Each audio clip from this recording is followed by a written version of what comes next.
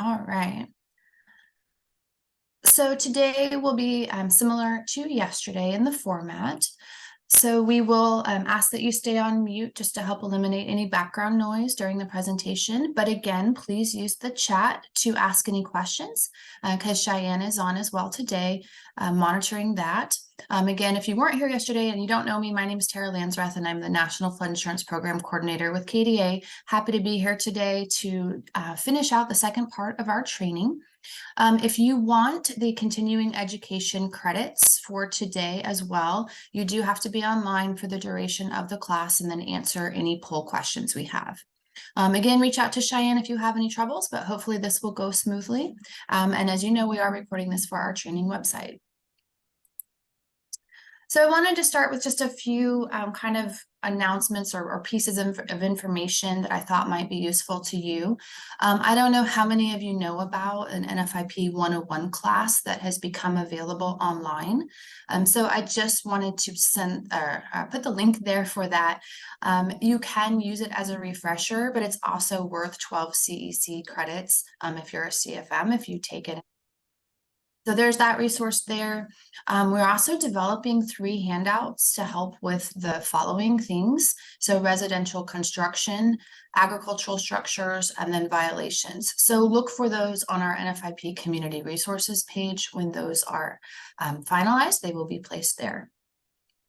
And if there's ever anything that you guys think would be helpful that we don't have, like let us know that, because we've begun developing a contract with Atkins, and they've been helping assist us with the new floodplain development permit, these handouts. They're helping us update our quick guide, which I mentioned yesterday. So just let us know if there's something else useful we can create, and I can see about getting that added to our list of projects. All right, so yesterday, we covered a lot of material. We talked about the National Flood Insurance Program and how that became a thing. And then we talked about the flood insurance rate maps and how those are an essential component of the program. We also started talking about your floodplain management ordinance and then regulatory permitting requirements. Today, what we're going to do is we're going to continue talking about permitting requirements, because I think that's kind of a key piece to this whole program and some of your roles as local floodplain administrators. And then we're going to get into talking about substantial improvement and substantial damage rules. We'll have a little bit on dealing with violations, and then we will talk just a little bit about the floodplain audit process. So today, I kind of like to break things down a little bit more, just so you can visualize where we're going. But again, we are going to continue the permitting, and then we'll talk more about compliance with the NFIP, and then some guidelines on violations. All right, so I always think it's best to learn with some case studies or some examples. And so we're going to go through some examples and then look at what would be required for permitting in these different situations. So the first example here, this was a hotel that was built. So for purposes of what we're going to do now, we're going to pretend like there was a proposal to build this hotel. And so the first thing you want to do when you're looking for someone that wants to construct something is look this up. You can use those links I shared yesterday for our current effective floodplain viewer or FEMA's National Flood Hazard Layer, or maybe you have your own system, which is perfectly fine for looking up if a property is in the floodplain. So the first thing you want to do is look that up. Here we can see that this area where this proposed hotel is in the actual floodway. And so if you remember back to yesterday, what we talked about for any development in the floodway and what that needs, hopefully you'll remember that any development in the floodway would need a no-rise certification. Okay, and so here's some other things that would be required. You would need your local floodplain development permit. And then if they were bringing in any fill greater than 1 foot on average, it would need that state floodplain development permit as well. The lowest floor of the structure, including basement, would need to be elevated to at least 1 foot above the base flood elevation. And that would need to be documented through the elevation certificate, as we discussed yesterday. One caveat to this situation is, since this is a mixed use structure, you can actually use dry floodproofing for the non-residential parts of this hotel. But dry floodproofing is not as common in Kansas. In fact, I don't know if I know of a great example of that. If you guys know of a great example of dry floodproofing, I'd love to hear about that. So typically, we see more things along the lines of being elevated than dry floodproof. But I wanted to mention that because that is another option. So on your permit form, it does allow for the inspection of the development as needed to ensure compliance during the construction process. So we would for sure, want you to inspect this to make sure that it's meeting the requirements before it's actually constructed. So when you get your initial permit in, they should submit an initial plan that would show that that lowest floor is above 1 foot above that base flood elevation as documented through an elevation certificate. And you would want to have that before you approve the permit for the construction. Another thing to note is that removal of an old structure, which was the case here. So you can see that they had some previous structures and were building a new structure, but the removal of an old structure would also require a local floodplain permit just to document the change. All right, so that was one example of a commercial construction requirements, and we will move on to another example. This example here would be for an accessory structure. So one of the ways that when we do an audit that we identify areas that have changed is we'll use Google Earth, and we will look at the aerial imagery. They have like that historical imagery slider, and we'll look back. And so we could see for this one here that this one was new in 2021. It suddenly appeared in the imagery. And so again, what you want to do, and if we were pretending that someone was, coming to us first, hopefully not just building this without a permit, but we'd want to look it up. We'd want to see what zone it was in. We'd want to make sure that they understand the requirements and are getting that permit. So for accessory structures, if we recall back to some of the items that we talked about yesterday, they will require a floodplain permit. They'd only require a state floodplain development permit if that fill on average none greater than 1 foot is being added. If not, they wouldn't require the state one, but you would still need the local permit. Accessory structures are hard. These are one of our more common violations that we see because a lot of times people don't realize that they're supposed to be permitted. And so we did add it to our model ordinance template, the language in there concerning accessory structures, just so that hopefully people are more aware when they're regulating development in the floodplain that is something that needs a permit. So you would want to make sure that this is anchored, has flood openings, and is made of flood resistant materials, or what we call wet floodproofing. And that would be if it is 600 square feet or less, you can wet floodproof that. If it's not, or if there's utilities, utilities, you have to make sure they're elevated above the base flood elevation, right? But if this is a larger structure than 600 square feet, you would want to make sure that it is elevated and documented with the elevation certificate. And then the flood openings can be documented on the flood permit and verified with an inspection. And so you wouldn't need to have a survey here necessarily unless they do have utilities present, or if they are elevating it to document compliance there. All right, so another example, we didn't really get into substantial improvement yesterday, but that's something we're going to talk about a little bit right now, and then I have a section on that later today. But here is something that we had flagged as a change in the floodplain because this whole section back here was being added to this home. So this is a residential addition. And so what we would need to do here is we would need to make sure that any improvements to these structures are not worth greater than 50% of the market value of the structure. If so, it must be brought into compliance with the floodplain management ordinance if it's not already. And so this would need to be documented with an elevation certificate. There is a desk reference for substantial improvement and substantial damage. There's an image there. And then just as a note, you'd want to track improvements to structures cumulatively over a calendar year to make sure that they're not more than that 50% improvement. And if they are, then they need to be brought into compliance. And some communities do adopt higher standards for this, like they'll track any improvements over a 5-year period. And so it might just depend on your specific floodplain management ordinance as far as what standard you guys have adopted locally. Okay.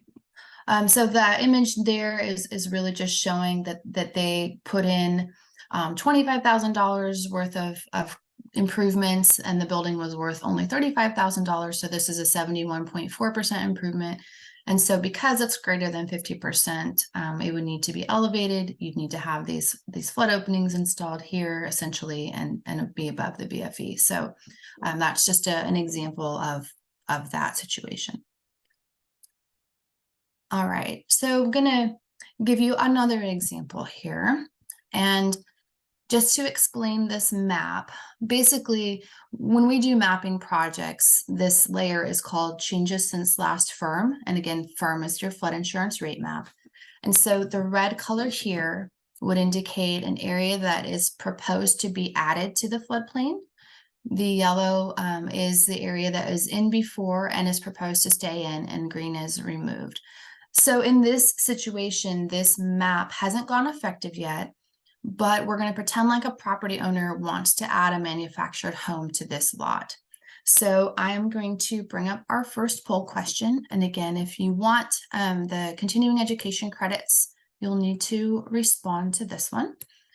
So the question is what should you do as a community official in this situation where the floodplain is projected to expand, but it's not yet effective? So should you ignore the area and not worry about something that isn't effective, or should you use this draft data as the most restrictive data?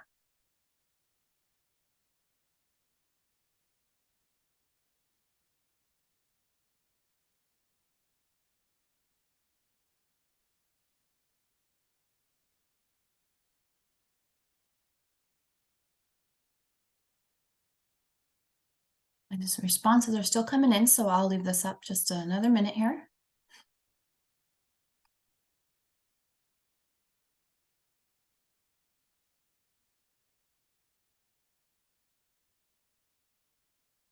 In the chat, some people were having audio issues, so I hope you were able to get those resolved, but please interrupt me if something goes wrong and we need to figure it out.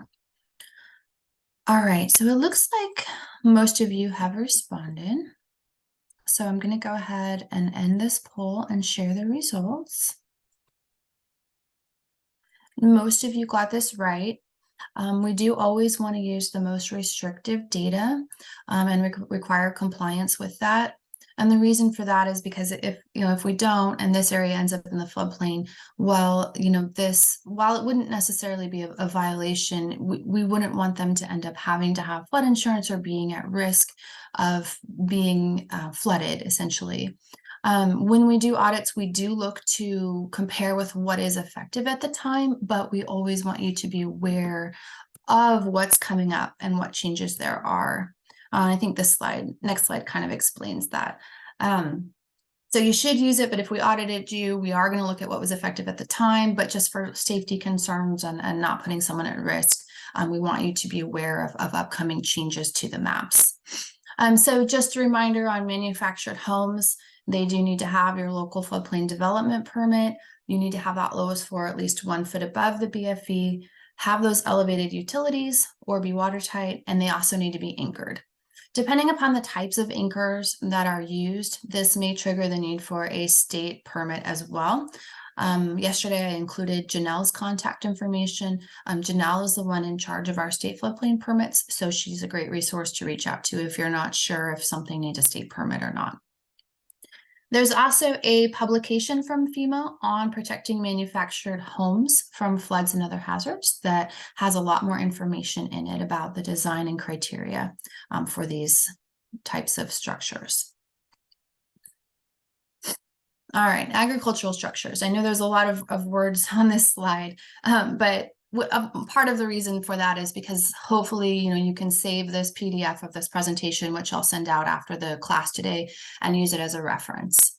And so agricultural structures do have to be used solely for agricultural purposes in connection with the production, harvesting, storage, drying, or raising of agricultural commodities and livestock. So you can't use these for entertainment, employment, manufacturing, retail, or wholesale uses. And the rules are to actually elevate these as well to that 1 foot above the BFE. If there is someone that would like to, wet floodproof these at grade, that would require a variance. And that is something we also clarified in our floodplain management model ordinance. Again, be aware of that state permit need if there's fill being brought in that's average of 1 foot or more into the floodplain. And if you are thinking about a variance for these, I mean that is allowed. The model ordinance that we put together does go through the criteria you should look for allowing that. But really you want to make sure it's a low damage potential and it doesn't have any kind of hazardous like livestock waste, those sorts of things in there. Okay, and then again, FEMA has a lot of different publications and bulletins. So there's the image there from the front cover of the one on the requirements for agricultural and accessory structures. So there's a lot more information contained within there on this. Other developments, again, I know there's a lot of words on here, but just wanted to indicate the need for permitting other types of projects, such as drilling, pipe projects.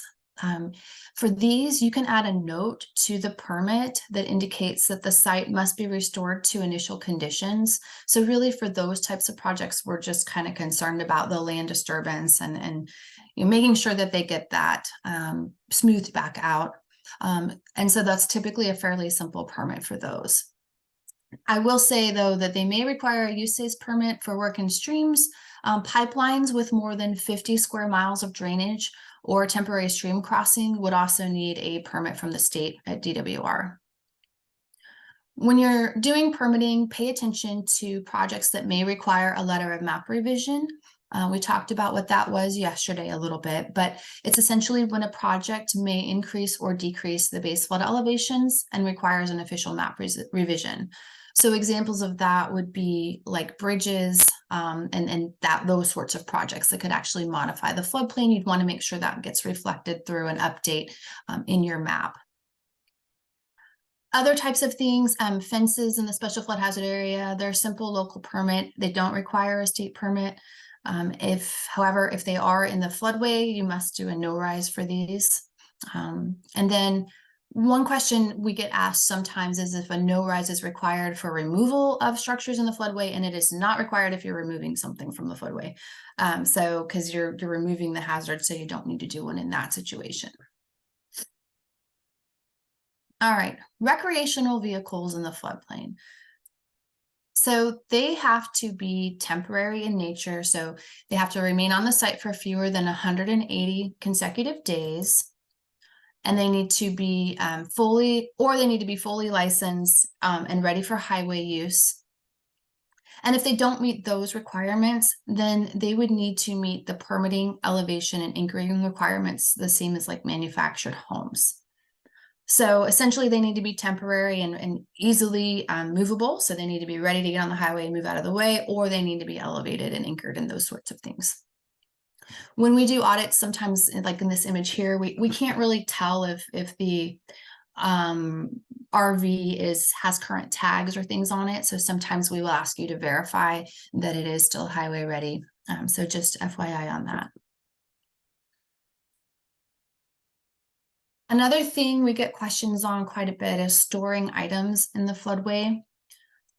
So, we say that, you're not supposed to use the floodplain to store any items unless they're anchored or easily removable, like such as on a trailer that can be hauled by a pickup truck. Any items in the floodway would require a no-rise unless they're pre-existing. So that is something that is kind of a little funny, but if they existed prior to when you had the flood insurance rate map, we usually don't take as much issue with those than we do as if something is newly added to those areas. But floodplain violations can occur also when junk is just stored in the floodplain. In Liberal, we had a question asked about storing mobile homes in the floodplain. And so, sometimes it takes a little bit of research on our end at the state and working with FEMA and figuring out exactly what they want to see, because sometimes the guidelines aren't as clear. But in this situation, it was determined that anchoring was the best strategy since they weren't readily movable and there weren't low damage potential, because manufactured homes or mobile homes are really susceptible to damage by floodwaters. Storage containers in the floodway. So the thing about these is that if there's a principal structure on the property, they can be seen as accessory structures and they can be wet floodproofed as long as they're less than 600 square feet. If not, they would need to be only temporary in nature, so less than 180 days. And if they don't meet those requirements, like if they're more of a permanent fixture or structure and they're not an accessory to a principal structure, then they need to actually meet the requirements of being elevated essentially. And so that's just something I wanted to put in here because that comes up sometimes quite a bit with these types of structures.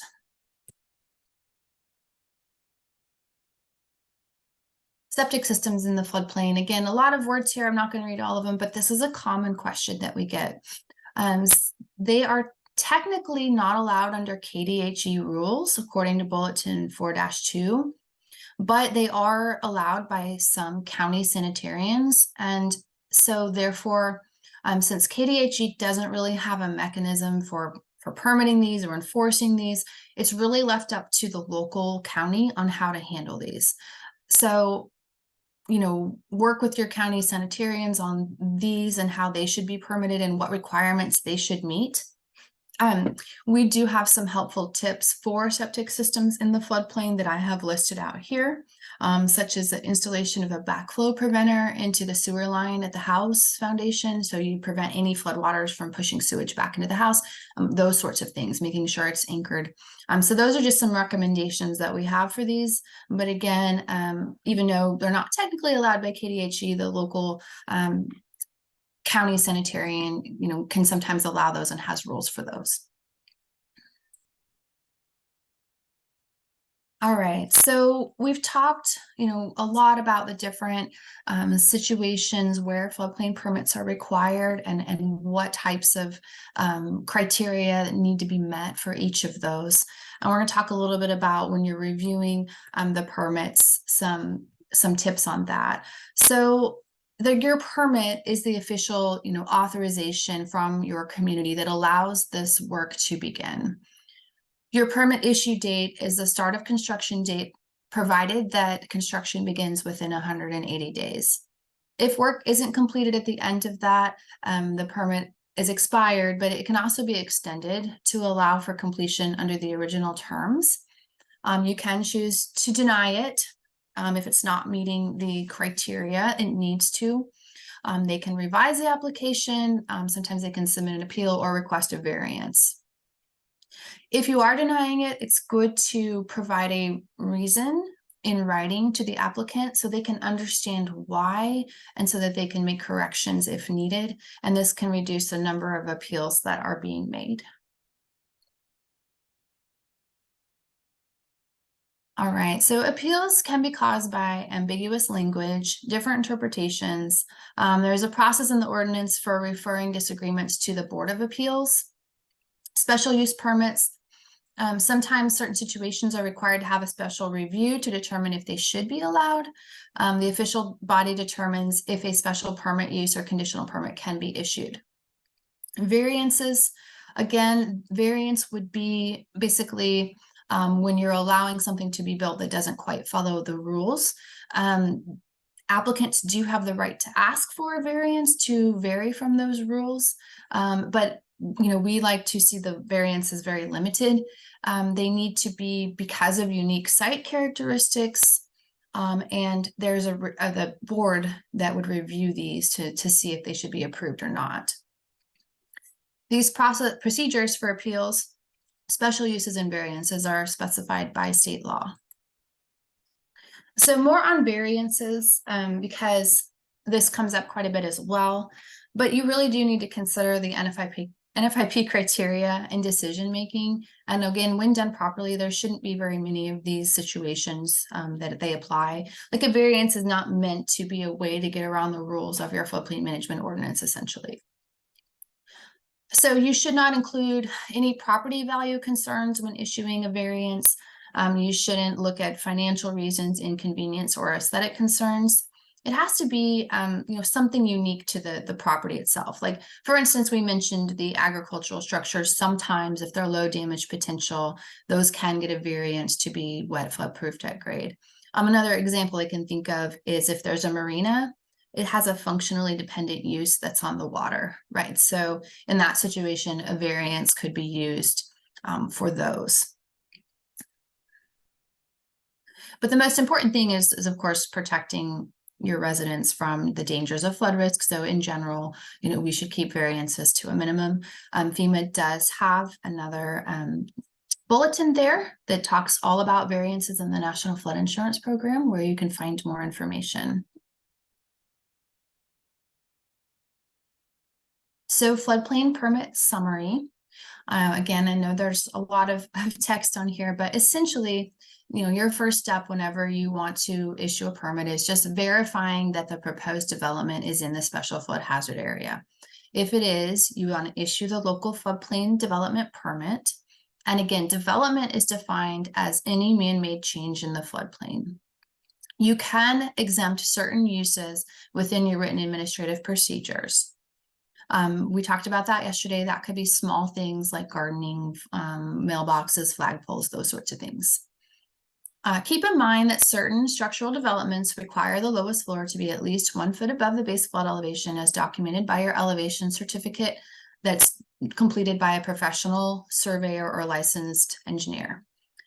Those can be residential, commercial, agricultural structures, and sometimes accessory structures if they're bigger than the 600 square feet.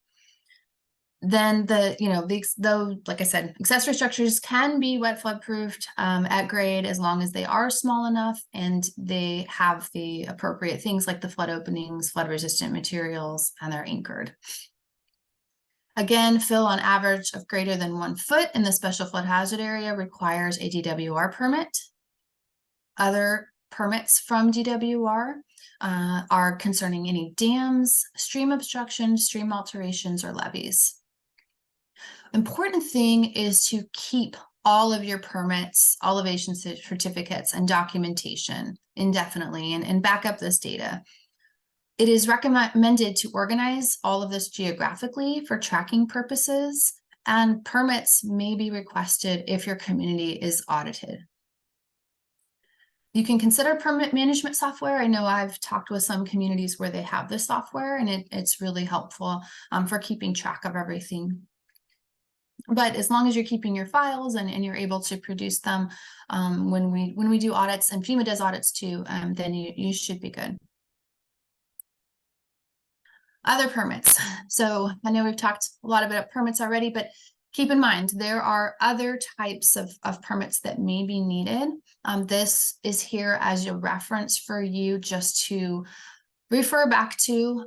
So if you're doing anything in the waters of the US, like placing fill material or excavating those waters, if there's wetlands, anything like that, you may need to get a permit from the US Army Corps of Engineers. So there's information there on who you can contact, the regulations that would apply in that situation. And so we just recommend keeping this handy. KDHE has some stormwater runoff construction activities. And so, checking with them on any of those activities for any appropriate permits would be a good idea as well. So again, just something to keep handy as a reference for other permits that could be required from other agencies when dealing with the floodplain regulations. Another thing I wanted to mention is the Endangered Species Act. So there have been some lawsuits against FEMA over endangered species being harmed by floodplain developments under the National Flood Insurance Program. So 44 CFR 60.3, does require community officials to verify any state and federal requirements before approving a permit. And so the most official way to verify that no endangered species are being impacted is through the U.S. Fish and Wildlife Service. And you can email them with a map and description of the project to ensure no species are impacted. This is required for community acknowledgement form when you're doing a LOMR F. So this is something that's really for like undeveloped areas where it's kind of expanding out into other regions essentially. And typically aren't seeing this requirement for just, existing structures, those sorts of things. This is for if you're kind of expanding into new areas to ensure compliance with that through that community acknowledgement form for the LOMR F. But I wanted to make sure that you were aware of that as well. Some common mistakes that we see with floodplain permitting is that, not realizing all the items that require local permits, not doing outreach to let the people know of the need for the floodplain development permit. I mentioned yesterday we did develop a letter template that's available on our NFIP community resources page that you can use to mail to your residents just to let them know of the need for permitting. Sometimes that can help if they're just aware of the fact that they're supposed to be obtaining those permits. Not checking the cost of improvements or repairs is another one. I think a lot of people also don't realize about the substantial improvement rules. And then failing to do inspections or checking the base flood elevation. So both of those can lead to bigger problems in something potentially being built too low. And so those are really hard to resolve once that happens. So making sure that you are inspecting things and that you do double check the base flood elevations in relation to that lowest floor, just to make sure before it's built that won't be a potential violation there. So I like this little quote here. If you're not making mistakes, then you're not doing anything. And that I'm, positive that a doer makes mistakes. So I know sometimes there's a lot of things to learn, and there's a lot of things that go into this, right? And so we might be afraid to make a mistake, but don't be afraid to make mistakes. Don't be afraid to reach out to us and ask us for clarifications on anything. And if we don't know the answer, we can help you find that. But we just really appreciate, your guys' efforts towards all this. And you guys being here today to learn more about this. So key takeaways, developments in the special flood hazard area require a local floodplain development permit. So be sure to keep those records. You as a community official are responsible for ensuring the project meets requirements before issuing the permit. And if you're ever not sure of your requirements, you can also check your floodplain management ordinance. That is where they are outlined specific to your community. And as I mentioned, don't hesitate to call or email us because we can help you with some situations if needed. All right, I'm going to pause just for a moment. And I think, Cheyenne, you've been monitoring the chat. Are there any questions that we still need to answer, or have you got those answered? I think I've gotten them to them all so far. Okay, great. Thank you. Was any other questions before I continue? I feel like I'm talking a lot, which I know I'm supposed to, but I just don't want to miss anything if someone had a question.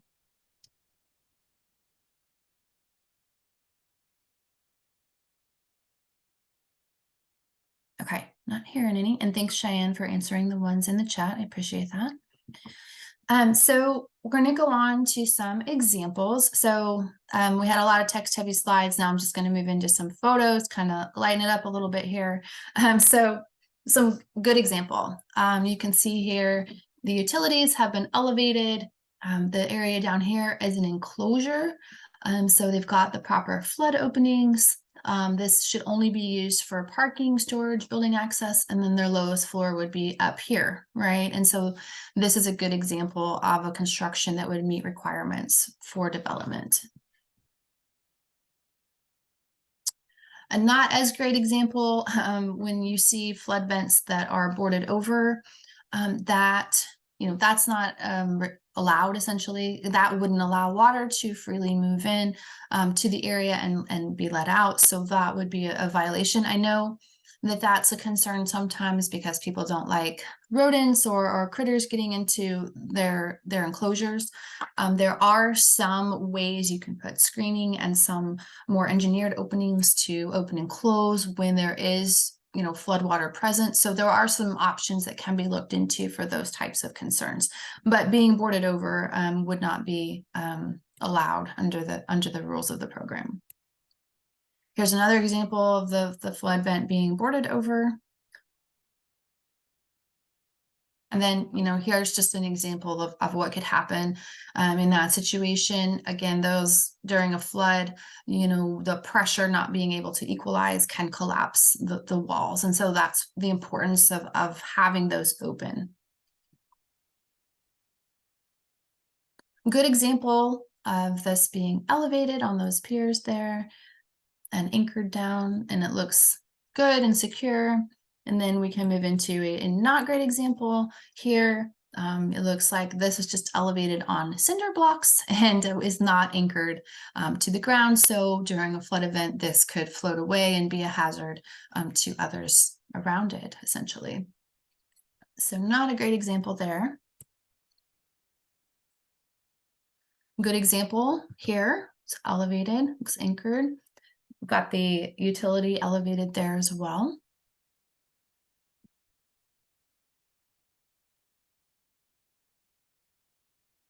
Bad example here. Yeah, this is not anchored. This is not elevated in an appropriate way. In fact, if we zoom in, we see it's elevated on a log. And so, you know, that's not secure. That will not stay put in the event of a flood. So not a good example there. I saw in the chat of kind of monitoring that someone wasn't able to get their audio to work. So we are recording this. So if there are issues, the recording link will be sent out as well. So you can watch this at a later time. All right. So we're going to talk a little bit about flood proofing. We did have a standalone kind of training on flood proofing. So it'll go more in depth than what I'm going to do here. And so that link is there just for future reference. So we've talked about this some already, but basically floodproofing are combinations of adjustments and or additions of features to buildings that eliminate or reduce the potential for flood damage. So the wet floodproofing, again, allows that water into the enclosure of a structure and allows it to go out. You can document this by the permit and possible for elevation certificate if there's mechanical equipment or utilities. While wet floodproofing and these vents can be used for enclosures, you don't ever want to have these in a habitable area of a residential structure. And so, you know, this is more for those enclosures. This is more for those accessory structures that are less than 600 square feet, those sorts of things. Dry floodproofing is a combination of measures that make a building watertight and impermeable to floodwater. And the structural components have the capacity to resist flood loads. So documentation by an elevation certificate permit, and there's a flood proofing certificate also as well that goes into dry flood proofing. Dry flood proofing is not allowed for residential structures, so that would only be allowed for commercial structures. So wet flood proofing, we talked some about this already. The non-engineered openings, they, you know, basically allow water to go in and out, but they're not engineered to open and close. They don't have that moving part to them. Again, the requirements on this is having the 1 square inch of net open area for each square foot of enclosed area. And that enclosed area is measured on the exterior of the enclosure wall. The engineered flood openings, they do have those moving parts, and they must be designed and certified by a registered design professional as engineered flood openings. In general, these will remain closed until the floodwaters trigger the movable parts to allow the water to automatically enter and exit freely. Basically, you don't want anything that requires someone to have to open it. So sometimes people are like, well, can I, you know, just use a garage door and open it during floodwaters? Well, no, because it requires human intervention, right? You have to have someone go open the garage door. And so that garage door itself is not an acceptable form of a flood opening, just FYI. So those aren't allowed. And so, or they're not allowed to take the place of a flood vent, essentially. So these are documented on the elevation certificate now in 8A, the number of non-engineered and engineered flood openings to verify that there's the appropriate amount of openings for the amount of enclosed area. There is a technical bulletin 1 that deals all with wet floodproofing that you can reference for additional information on the types of engineered and non-engineered openings that you can use. Dry floodproofing, I admit I'm less familiar with this, but I'm going to put it in here because I know it's allowed for commercial structures. There is, again, a bulletin here that can give you the guidelines for the certification of dry floodproofing for non-residential or mixed-use buildings. The mixed-use building that we talked about earlier was that hotel. And then, of course, the non-residential structures dry floodproofing can be used for. So this bulletin broke this down into a 10-step design process, and it is in a kind of expanded information on this. This was updated within the last couple of years. It has more technical references in it, and just making sure you understand how, this technique must adhere to these certain standards, and the promotion of building codes, those sorts of things. The idea behind dry floodproofing is, making sure you have reinforcement, watertight doors and windows, panels for your doors and windows, sump pumps, self-priming pumps, backflow and shutoff valves, flood shields, window glazing like aquarium glass, backup power sources protected to the flood protection level. So there's a lot that goes into dry floodproofing, and a lot of things that have to be met. There's also some plans that are required for this. You have to have an emergency operation and plan, and then an inspection and maintenance plan with these measures. And so there is a certificate for non-residential structures for dry floodproofing, and this has instructions in there, and you have to require submission of these plans and this certificate essentially before you can allow this measure to be used. Other technical bulletins, there's a lot of them, like I mentioned, but I just decided to put some here just so you're aware of all the different types of guides that exist out there that have more information that can help you with different topics. And so there's, the reasonably safe from flooding requirement for building on filled land. That one looked at technical bulletin 10, and then the others as well. So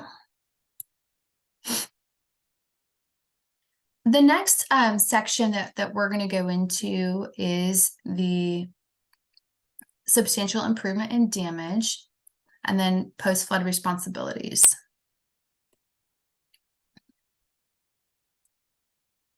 So substantial damage, similar to substantial improvement, also has that 50% rule, right? So substantial damage is concerning damage by any origin sustained to a structure whereby the cost of restoring the structure to pre-damage condition would equal or exceed 50% of the market value of the structure before the damage occurred. So hopefully that makes sense. So it's any source of damage to a structure. It can be flood, it could be fire, it could be tornado. And if it's damaged to the point of 50% of the market value or more or greater, then it's considered substantially damaged. Substantial improvement, which we talked about, means any reconstruction, rehabilitation, addition, or other improvement to a structure of which the cost equals or exceeds that 50% of the market value of the structure before the start of construction of the improvement. So some common things we've seen with these is sometimes people will use the land as well as the building value, and that's not allowed. It's really just the value of the building itself. So you can't try to, make it seem like it's worth more and that the damage is less just because you're using, the land in there as well as far as how much it's worth. This only applies to structures mapped within the special flood hazard area on the flood insurance rate map. And whenever there's a disaster, you should assess the structures for impact or for damage within that special flood hazard area. substantial improvement. We'll go into that just a little bit more. One of the things that is important to consider with substantial improvement is whether a building is pre-firm or post-firm. So pre-firm, this is prior to when there was a flood insurance rate map, or before, on or before December 31st, 1974. And if it was after that date or after the firm, then it's considered post-firm. So usually these older buildings, these pre-firm buildings, aren't elevated. And usually, hopefully, the post-firm ones are. So this can come into consideration sometimes when determining whether or not a structure or how a structure needs to comply with these rules. Here's just one example of improving a pre-firm building. Before market improvement, or before improvements, the building market value is 110,000. And then after improvements, the cost of improvements. And so, here again, you're doing substantial work. And so this whole house has been elevated on a crawl space with those flood openings installed. So just being aware of when the improvements are equaling that greater than 50% of the value of the home. So this is a complex table that I'm not going to try to explain in great depth on this training, but I want you to be aware of it for a reference. So the substantial improvement and substantial damage desk reference has this table. So it's going to talk about the types of work that are occurring, whether if the building is pre-firm or if it's post-firm, whether or not compliance with the standards is required or not. So a lot of times this has to do with whether or not a addition is considered structurally connected. And so structurally connected would be if there's like a load-bearing wall, those sorts of things that can be considered, as part of the existing structure. Whereas if it's a separate kind of structure, it has its own load-bearing walls, sometimes those types of additions don't make the entire structure have to comply, essentially. But if there are pre-firm structures and the amount of their improvements are less than 50% of the value of the home, then they're not required to comply. But for any post-firm structures, they should comply with the standards, essentially. And so hopefully that makes some sense. It takes a while to kind of study this table and digest that, but I just wanted to at least get you thinking about this and let you know where this is for future reference.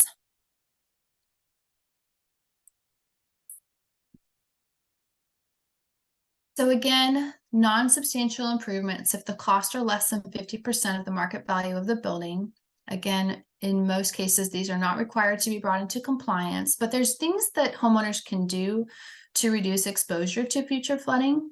So the use of damage-resistant materials, for example, tile or closed cell wall insulation. You can raise your air conditioning equipment and your heat pumps and furnaces and those sorts of things. So even if you're not bringing your whole structure into compliance, there are still steps that you can take to reduce and minimize that flood risk. Moving your ductwork out of the crawl space, filling in the below grade crawl space, all those things can be done to just help minimize damages from a flood.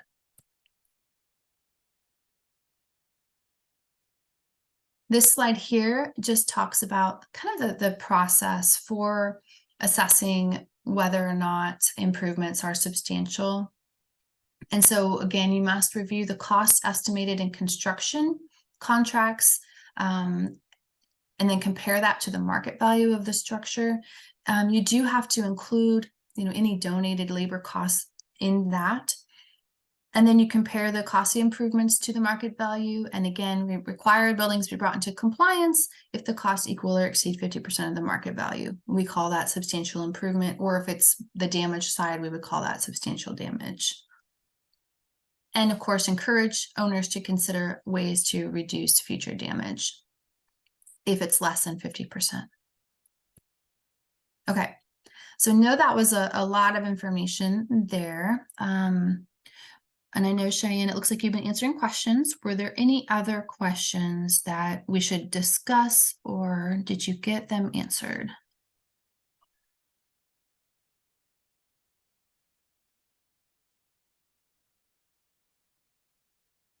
If you're on mute, Cheyenne, but Yeah, I think we're pretty much caught up to this point. Yeah. okay. All right. Thank you. Well, let's take a 10-minute break and then let's be back at about 10 o'clock and we'll get started with the second half of this class. So I'll see you guys then.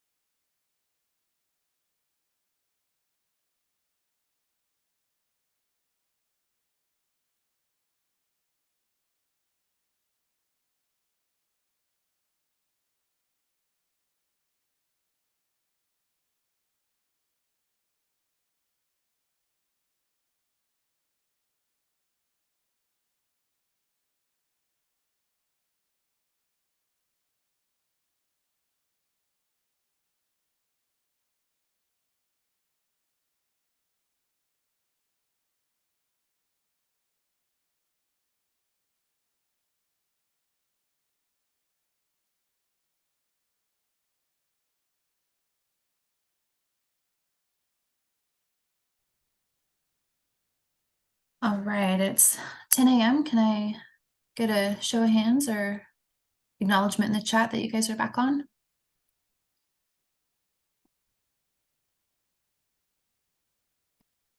Great. Seeing quite a few come through. Thank you. All right. So we will continue with the second half of this training. All right. So we talked about substantial improvement. Now we're going to talk about substantial damage. We have done a whole training class on substantial damage. There's a link there to that training we've done. FEMA also has a training that you can take on the substantial damage estimator. And so the link is also there for that. So as I mentioned, substantial damage would occur to, by any means to a structure within the special flood hazard area.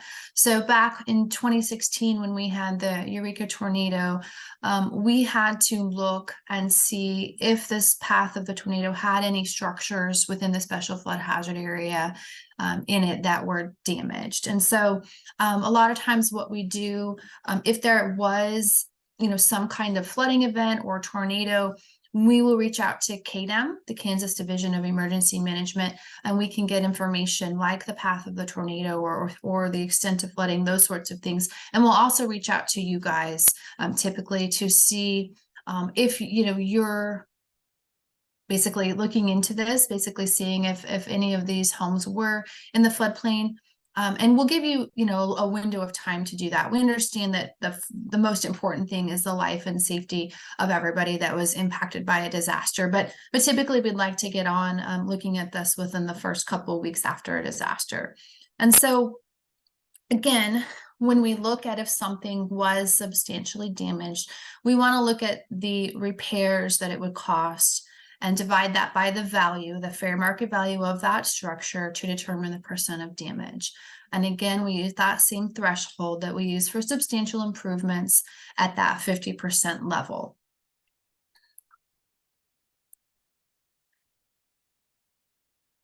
So a lot of these slides that I'm going to be going through now are going to be talking about if there was like a disaster and what the steps are that you would be taking to determine whether or not these structures within the special flood hazard area were substantially damaged or not.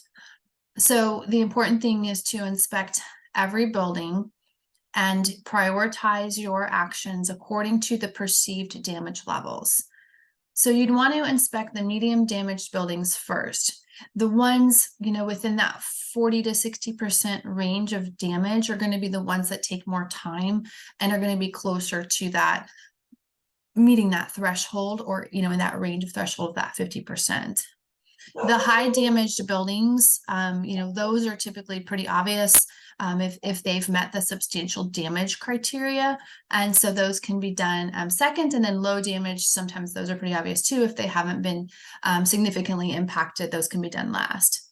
And so you do want to inspect them all and document all the levels of damage that have occurred.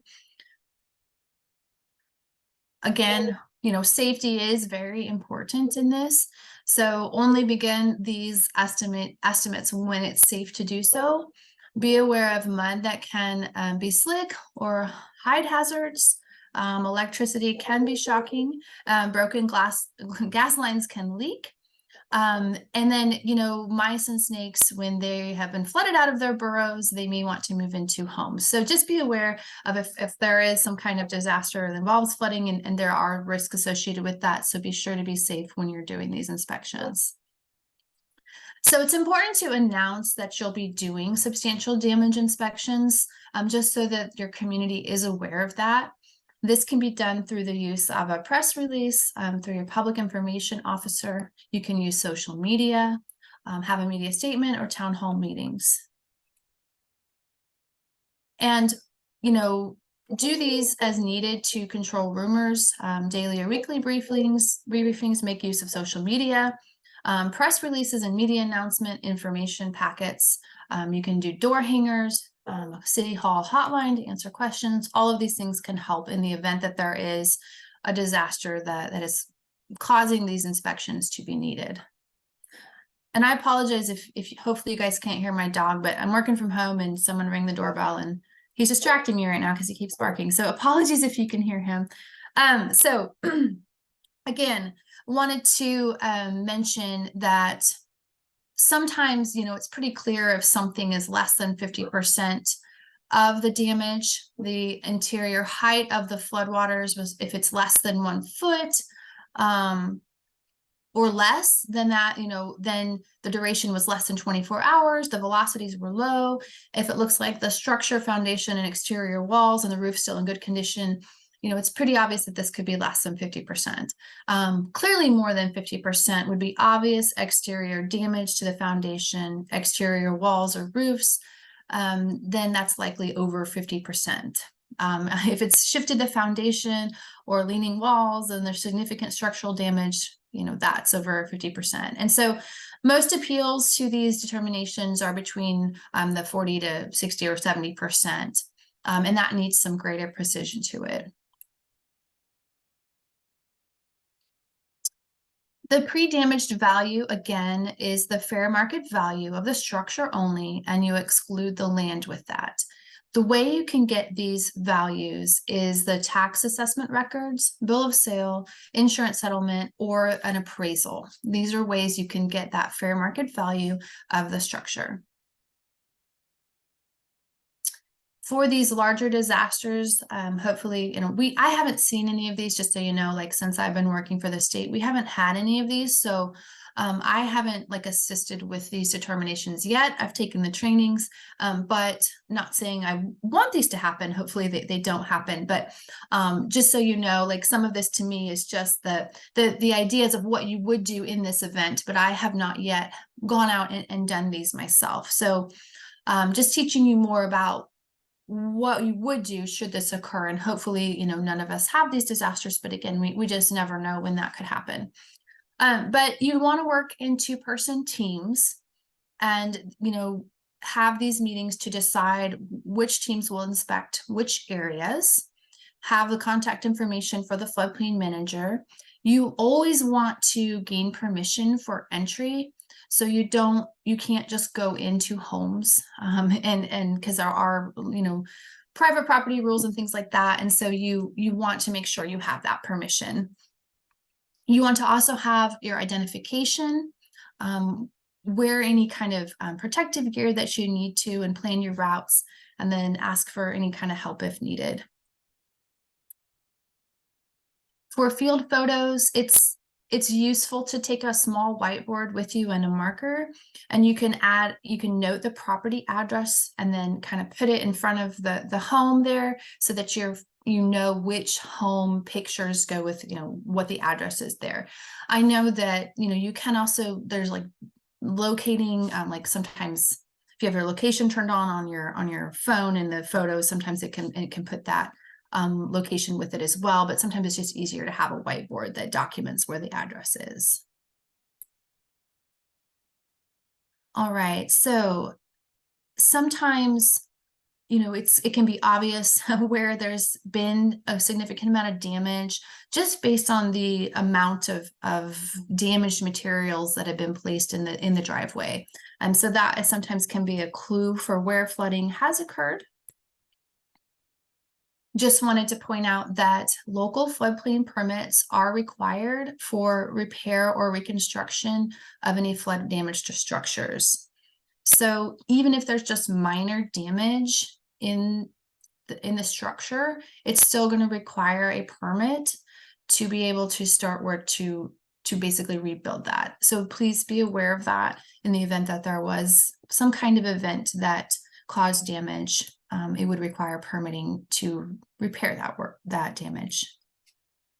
So when damage is this bad, don't spend time completing a substantial damage checklist. Something like this clearly is substantial damaged.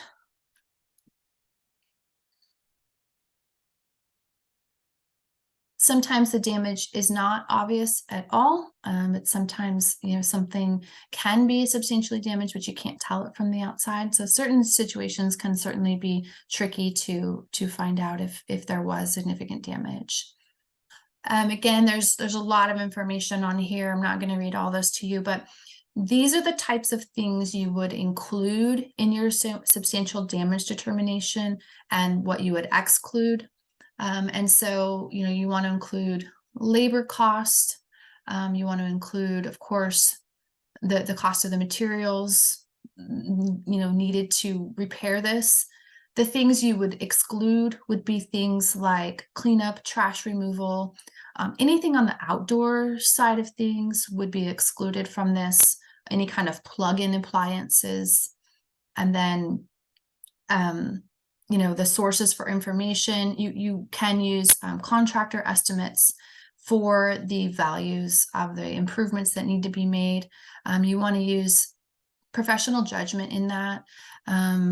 I know sometimes, certain communities only elect to use, like licensed contractors or professional contractors estimates and not just, an individual's, just because it's maybe one has more weight to it than the other. But I think an important thing is just to be consistent in your approach in the community of determining what sources you want to use or what sources you'll accept for these sorts of values for determinations. Consistency is key to avoiding and reducing appeals, as well as just making your determinations kind of stand up to any criticism. There is a cost estimation guide, the Marshall and Swift one, that can help you with residential costs. So that's just a little bit of information there if you need more information on how to come up with some of those estimates. Don't overlook utilities and mechanical equipment, anchoring, flood vents, restricted use for enclosures, crawl space construction, and ductwork below the flooring. So sometimes, if someone has had damage, and then they're going to have the damage repaired, they might think, oh, well, while we're doing this, let's do this room addition or this additional work that we've always wanted to do. So be careful of that, because you might be getting into substantial improvement rules essentially as well. So just watch the level of repairs going on as well. Another tip is deferred maintenance is not damage. So, things like peeling paint, old shingles, window caulking, you don't include these or other maintenance issues in your damage estimation. These are just caused by a lack of maintenance and not damage from the event, essentially. And we're not looking, and it says that there, but we're not looking to restore this to a pristine condition. We're looking at restoration to the pre-damage condition.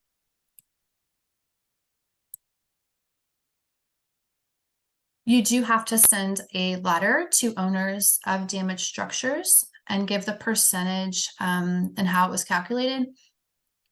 And then you should state the source of the damage and provide the code citation, explain the permitting requirements, and state how to make an appointment to appeal this. You should send these by certified mail to make sure that they've been received. And we do have a substantial damage handbook that has some letter templates available. And we have added that to our NFIP community resources page, and it's accessible there at that link. So that's just something to keep handy. I know we're talking kind of what ifs here as far as if a disaster occurs, but having the substantial damage handbook handy, and then being able to reference that if something does occur is helpful. So again, this is just some more tips on what makes a good letter, the cause of the damage. If it is flood, state that, explain the permitting requirements, explain the substantial damage requirement, and the appeal process, the deadline, and contact information for questions. In order to resolve disputes, you can get the cost for repair. Again, I mentioned this already a little bit, but from an objective source. So your licensed general contractors, professional estimator, insurance adjustment, disaster damage estimate groups, and then You can also identify within your written administrative procedures, like what sources you want to use for this so that you're being consistent, like I mentioned. Keeping copies of all the documentation. I know I've said this with your permitting, but also keeping it for any substantial damage determinations. Keeping an inventory of any flood damage structures and other supporting documentation, photographs, maps, those sorts of things. It's just important to keep all of that handy, all of your permits and things from substantial damage. So I mentioned that class on the substantial damage estimation tool. And here is just a screenshot of that essentially. I know it lists a course date, but it's really just an online interactive class, and it can teach you more about FEMA's substantial damage estimation tool. And honestly, I feel like this tool is best for those larger disasters. And I think I have that coming up in a slide as well. But here's their tool. You can use it. And you can basically add in, you can pre-populate all of your structures that are in the special flood hazard area into this tool. So that way, if something did happen, you'd be ready to go out there and start inputting the percent damages for different types of criteria that are used within this tool to determine the overall level of damage. And so, I think it's best for these types of disasters that are larger in nature. And then I think even if you're a community rating system, which I mentioned that, a CRS community, having this tool pre-populated, I do believe will earn you some extra points in that program, which can then help with, of course, insurance premium discounts. So there are two versions. There's a standalone and the client and the server. But really, I think what I want to get at here is that, like, if you've just got like an individual structure or two that have been damaged, I think it's better to easier to just use the contractor estimate of the damage and then compare that to the fair market value of a structure rather than using the STE software. That's just my opinion. You can use it, like especially if something's being argued against or someone is appealing it, maybe you could look to the substantial damage estimator as kind of a neutral source to determine that. But in general, just for individual damage determinations, it's just simpler to look at the estimate versus the fair market value. So the benefits of the software, again, could be that formalized approach for organizing all this information, a reasonable and defensible structure-specific values and damage estimates. It is accepted by FEMA for their tool to be used. But limitations is it doesn't provide an exact value for the element percent damaged. And then, you still need to determine your consistent approach, because it doesn't quite do that for you. It gives you a few options in there. So it still requires you to make some decisions on what sources of information you want to use to make it consistent. Here are some publications on this. I think I've shown at least one of these before, but the substantial improvement and substantial damage desk reference, and then the workbook for the substantial damage estimator. That will help you use that tool essentially that FEMA has. Okay, so I have our second poll question that I'm going to bring up. Let me get it.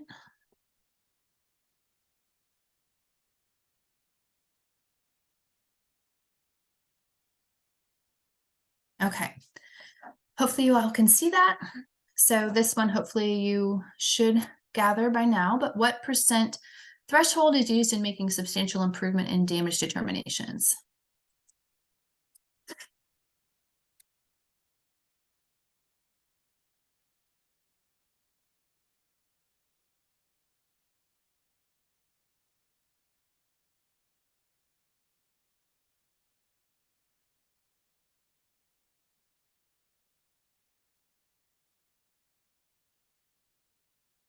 Leave it open just a little longer here. Most people have responded, but there's still some that haven't. And again, if you do want the continuing education credits, please make sure you answer.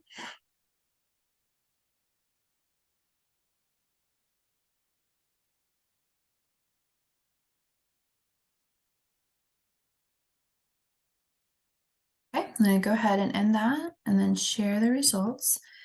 So the majority of you got that right, that 50% is that threshold used in making substantial improvement or damage determinations. Now, it's possible, like as a community, you could adopt a higher standard, but typically the higher standard would be a less amount of damage that you'd want to use for a determination. So, okay, with that, we'll continue. So we're going to talk next about increased cost of compliance.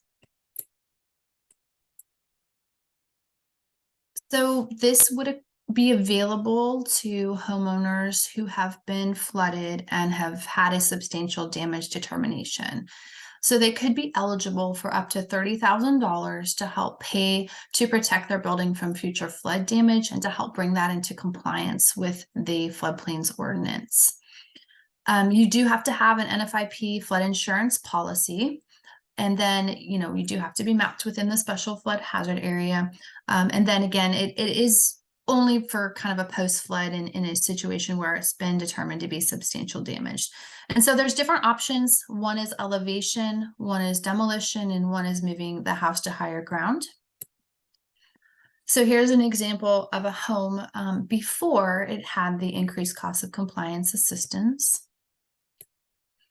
And then after, or during, I guess I should say, this is when it was being elevated.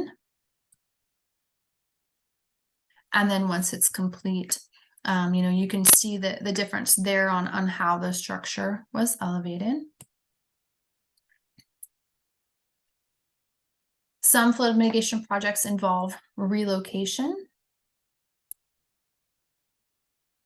This wasn't exactly a ICC project, but I just thought this was interesting to include because this is actual movement of a home. In this case, it was making way for a new development, but I don't often see houses on trucks, so I just thought that was interesting.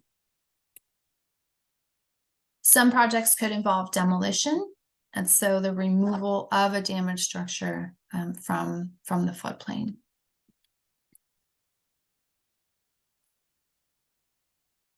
Again, this is a lot of words here, but basically under Section 404 of the Stafford Act, there is the Hazard Mitigation Grant Program, so HMGP. There are funds there that can be used for property acquisition for flood-prone areas. And so KDM is the one that administers these grants, and they do have money available at times for acquiring structures that have been repetitively flooded within the floodplain. And so Stephanie Goodman, she's the local the state hazard mitigation officer. And so she would be a good source to reach out to determine if there's any of these funds available for property acquisition. So just something else to be aware of. All right, so the next section here, we're going to talk about violations. So just as a little recap, we've talked today about permitting requirements.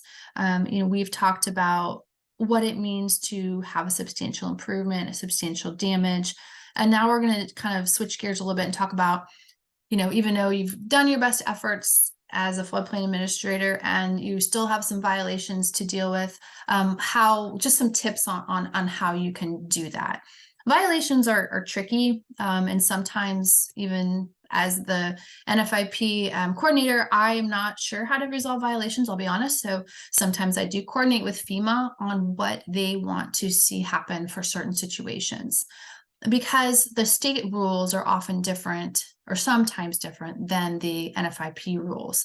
And so I want to make sure what we're advising to you guys is consistent with what FEMA would want to see. Since I don't work for FEMA, I work for the state. Sometimes I have to be a little bit careful about what I'm saying. But anyway, let's go through this and some tips on it that we can provide.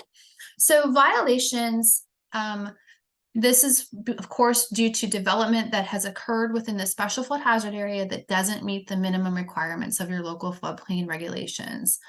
This can leave these developments vulnerable to flood damage. It can make insurance very expensive, and FEMA could impose sanctions on the community if there are a number of violations that aren't being addressed. A lot of times, some of the common violations we see are accessory structures, as I mentioned before.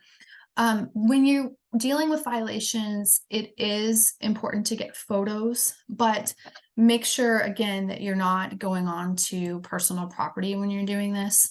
Also, it's important to get an establishing shot.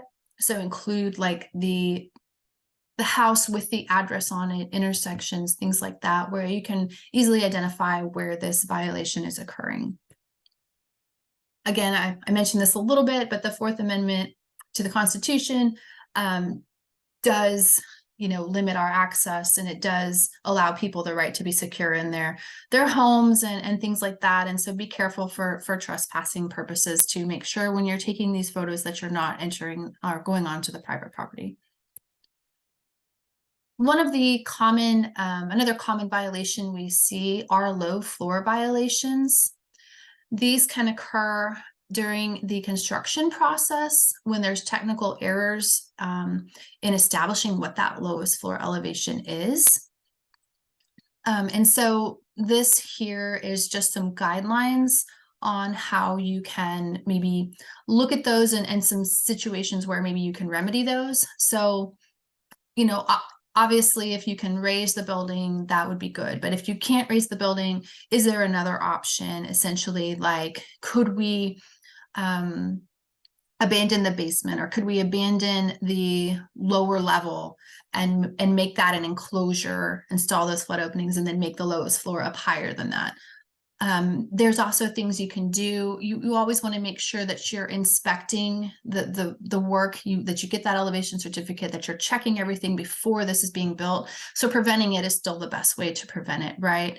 And then prior to issuing your certificate of occupancy, you should look at that finished construction inspection and conduct that and have that elevation certificate submitted. Sometimes that's kind of like the carrot that can get compliance, is if you withhold that until the end. So I'm not going to read through all of these, but they're here for your reference to go back to try to figure out how to accomplish or how to kind of deal with these low floor violations. Sometimes if work is occurring that doesn't have a permit, or the conditions of your permit aren't being followed, you can issue a stop work order. You can also do a violation letter, or what's called a letter of allegation.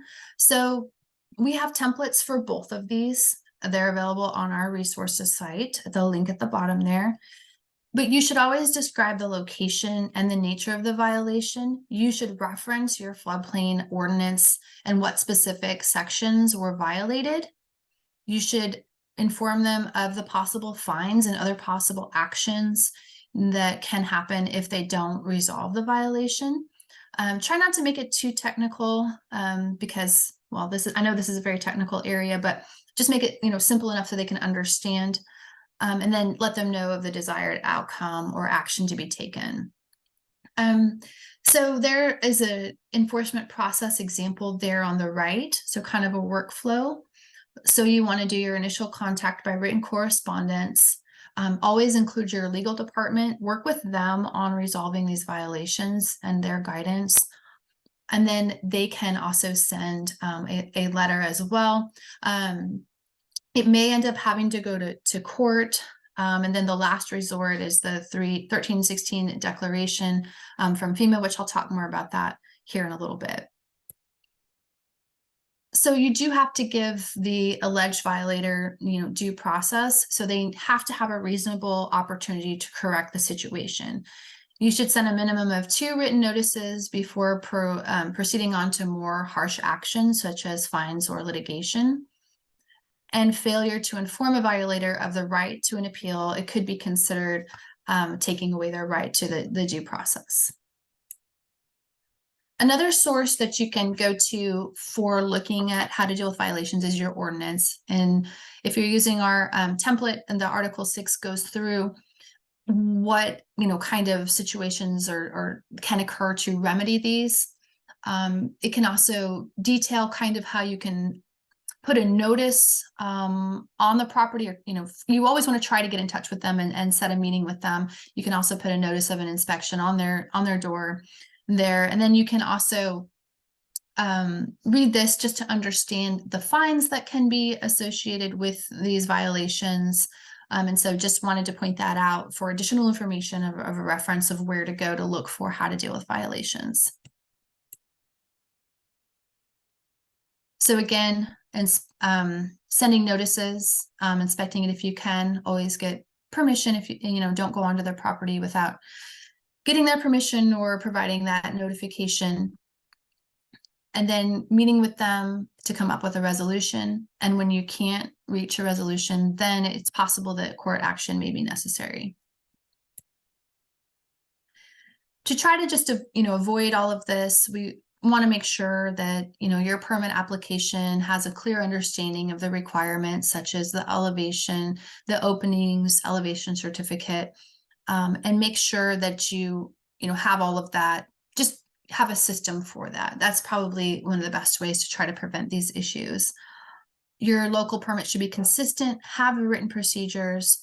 That occupancy certificate, again, can be a carrot to try to get the compliance before issuing that final occupancy. And then having all of this in place just helps improve the process and make sure you're doing your inspections as well. You can also do something called a notice on deeds. And so the notice is recorded against the title to the building. It can inform any future owners of the non-compliance status. It can create an economic incentive for the seller to fix the problem. And it recommends that the property be covered by flood insurance. So the 1316, the denial of flood insurance coverage is kind of seen as a last resort. If you go to court and you lose, you can request that FEMA put the property on the 1316 list. Again, it would deny the flood coverage to a building.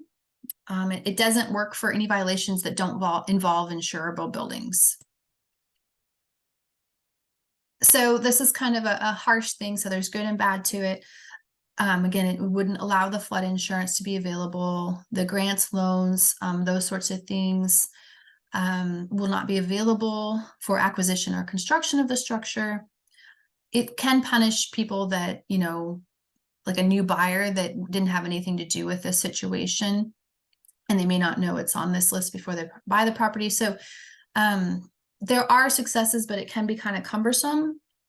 And so, there's a lot of bureaucratic hurdles that can be involved. So that's kind of a last resort. We try to work with the property owners, and you can always contact us about violations, and we can help to the extent that we can to try to get those resolved. Sometimes just having the state copied on things can help make it seem more, I don't know, like more people are paying attention to it, maybe put some more pressure on them for compliance and those sorts of things.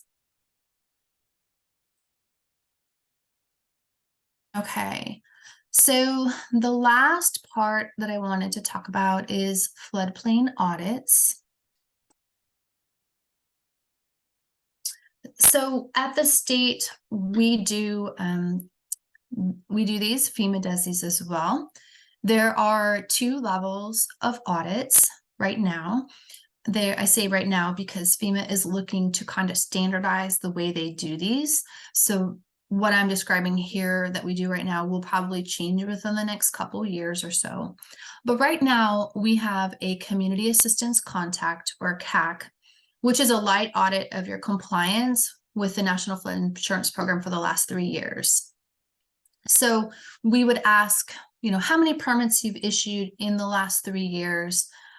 We may or may not look and do like what we call an aerial field tour. So I mentioned we use Google Earth Pro and look back at any changes that have happened over the last few years. We may or may not do that with the CAC. The CAC's more of just a Zoom or a call, or we do them in person sometimes too, just like to touch base and get a feel with your understanding of the NFIP rules and evaluate if a full audit is needed.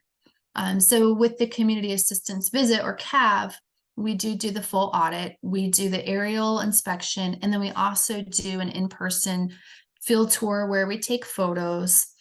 and it requires that you provide the full permit documentation from the last 3 years. And it's basically, it remains open until all documentation is provided. With FEMA's new process that they're coming out with, they're actually going to allow the audit to be closed after the meeting, and then they'll have a technical assistance that begins after that. Right now, I will say we have a number of audits still open because we haven't received all of the documentation needed to close it. That can be challenging for us, I think, to try to get all of that. So we really appreciate, you know, when you guys keep all those records and make it a little simpler on us to get that information assembled and then be able to close those out. But we know it's hard too. And, you know, sometimes there can be, like, I remember one audit we did where there was like a shed that was, you know, built out of compliance, but the local floodplain administrator, she was really worried for her safety with this particular individual, right? So it can get really complex, and I don't ever, or we don't ever want you guys to do something that would put your safety in jeopardy. So we can be understanding and of that situation as well. We'll work with FEMA on certain situations to try to come to a resolution and figure out the best path forward. There's just so many different situations that can occur that sometimes a standardized approach is hard to come up with, but we work to try to identify that to the best of our ability and then look at each situation and try to figure out the best approach given certain circumstances. So we do have, where we try to have a CAC or a CAV with communities at least once every 5 years. That can be hard. We are a little short-staffed right now, and I should mention that. I should have mentioned that sooner. We do have an opening for our floodplain outreach specialist, but we are trying to get at least 60 CACs done a year, and we try to do about 6 CAVs per year. So the timeline for the CAV, again, when we start it, we do first our aerial assessment. And then we do meet with the community official, explain anything that we saw as far as changes in the last 3 years, and that we would like to request additional documentation for. We do also send a letter to the mayor at that time. And then we do follow-ups, essentially. We try to follow up after every 45 days, and that can be extended. And so, you know, we try to get it all within the first 45 days, but if there's some particularly difficult issues or things that are hard to resolve, that can be extended a number of times so that we can keep working with you to try to get resolutions on some of the trickier items. We set up a OneDrive location that allows for the easy or the ease of sharing documents between us and you guys as the locals. And so therefore, once we get all of the documentation requested, then we can close out that CAV. And I should mention that a CAV is a step that's required. Like if your community is interested in joining the community rating system, if you have a CAV that is closed and you're in good standing with the National Flood Insurance Program, that can qualify you for entry into that CRS program where your community can start earning those discounts on flood insurance. And we at the state can help you produce certain maps and do certain activities that can get you points to start earning more discounts for your residents on flood insurance. So if you have questions on that, feel free to ask me, and then we can help walk you through that process as well. Another thing that we will ask about during a CAV is any annexations that your community has had. So this is just an example here in Sterling where there were some annexations. And so we will look for where that was officially adopted.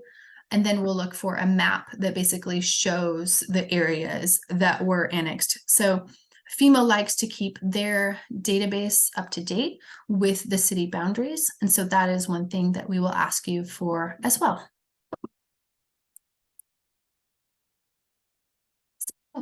If communities do not comply with the audit and work to resolve issues, it's possible that you could be put on probation from the NFIP.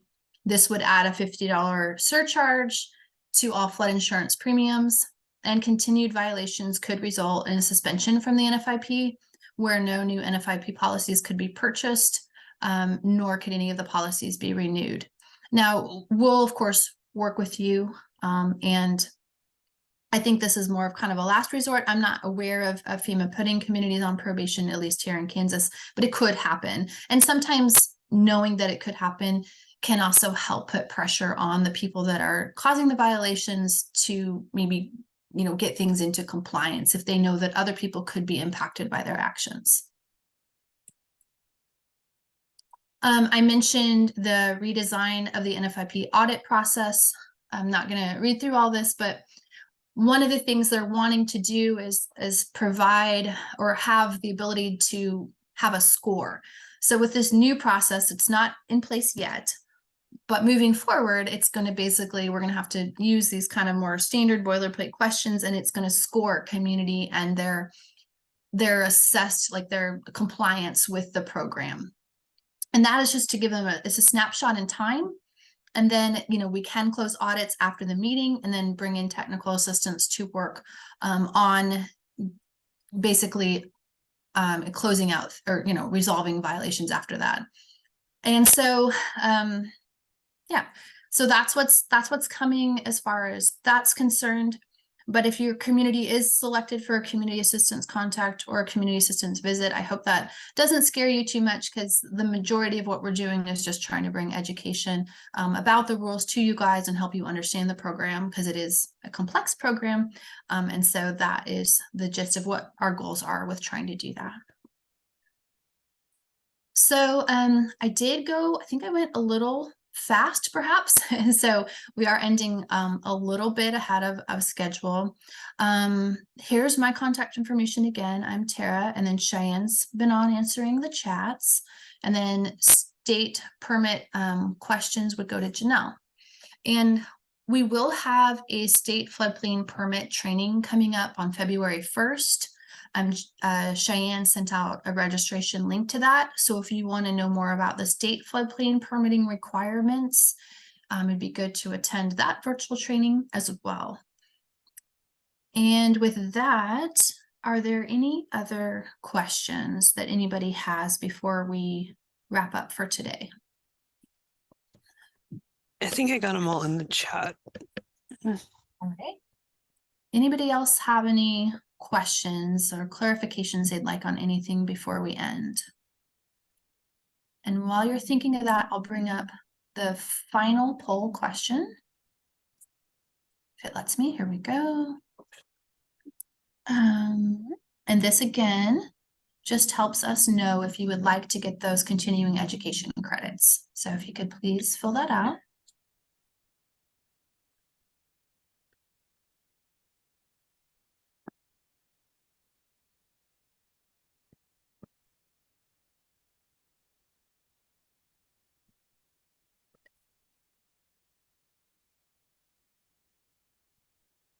And thank you guys again. Sorry we ended a little early, but I'm sure you guys probably don't mind getting a few extra minutes back, but always feel free to reach out if you do have questions. I will send both of the PDFs from these PowerPoints out today, as well as the links to the recordings and a survey as well, so that we can learn how we can improve these. So thank you guys very much. We really appreciate it.